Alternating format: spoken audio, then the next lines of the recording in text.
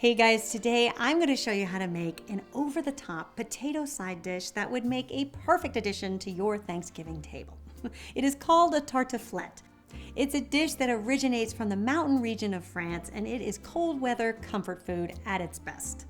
I was first introduced to this dish by my nephew Steven, who came to stay with us from France for 6 months last year when he was learning English. He made it for me as a main course, but as I couldn't stop eating it, I kept thinking this would make a fantastic side dish for Thanksgiving.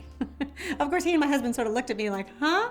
There is nothing more decadent or delicious than this. Let me show you how to make it. We are going to be working with Yukon Gold potatoes. And you want to work with the Yukon Golds because they are a waxy potato and they will allow you to cut into them and to create nice slices. If you use a starchy potato like a russet, which are really good for mashed potatoes, it'll get all crumbly on you. So definitely look for a waxy potato. You want to peel your potatoes and boil them just until they're knife tender. So you don't want to take them too far because they'll continue to cook in the oven once we bake our casserole. And then we are going to cook up some bacon. So in a large skillet, you want to saute up bacon that you have cut into small half-inch slices. You want to cook your bacon just until it's nice and crispy.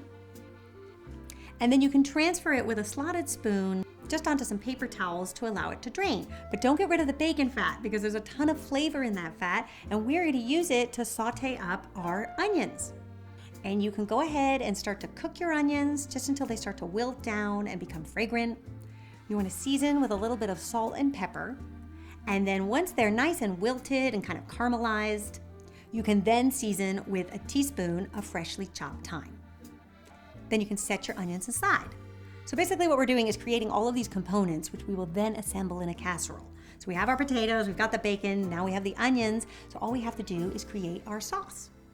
So in a large Pyrex pitcher, you're going to add 3/4 cup of heavy cream and 1/2 cup of whole milk. And then you're also going to add 2 cloves of minced garlic. You can add that right into the pitcher, and 1/2 cup of dry white wine. A Chardonnay or even a Sauvignon Blanc would be good. If you don't drink, then I would just add another 1/2 cup of whole milk. That would be fine.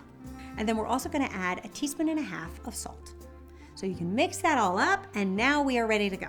So working with a large gratin pan, you want to start to slice your potatoes just in a single layer. Then on top of that, you're going to add your crispy bacon, and then about 1/3 cup of your cooked onions. Then on top of that, you're going to add about 1/3 cup of Gruyere cheese. And then you're going to pour in a little bit of that flavored cream mixture. Now we're going to create 3 layers. So every time you do a layer, just pour in about 1/3 of your pitcher, and that should be fine. And then you're just going to repeat this process until all 3 layers have been created. And then the final step is just to add a little bit more Gruyere cheese, about 1/2 cup or so, just to create a nice base on top. Okay, so here comes the cherry on top, the Camembert cheese. So this works out really well if you can get a wheel of Camembert, because then all you do is just slice it in half, kind of like a hamburger bun, and then you want to cut it into quarters, and that will give you 8 separate little triangles. And then we are going to place this on top of the casserole. I know, as if it wasn't rich and decadent enough, but this is what makes it so good. And then for a little decorative flourish, I do like to add some fresh thyme sprigs just to the top of the cheese, because as it bakes, it'll sort of set into the cheese and it'll look really pretty.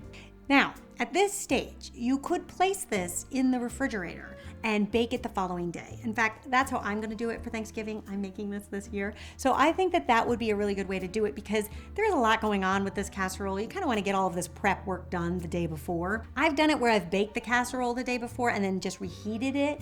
I don't think it's as good. So I think it's better to just leave it just like this, put it in your fridge, and then 40 minutes before you plan to serve it, pop it in the oven.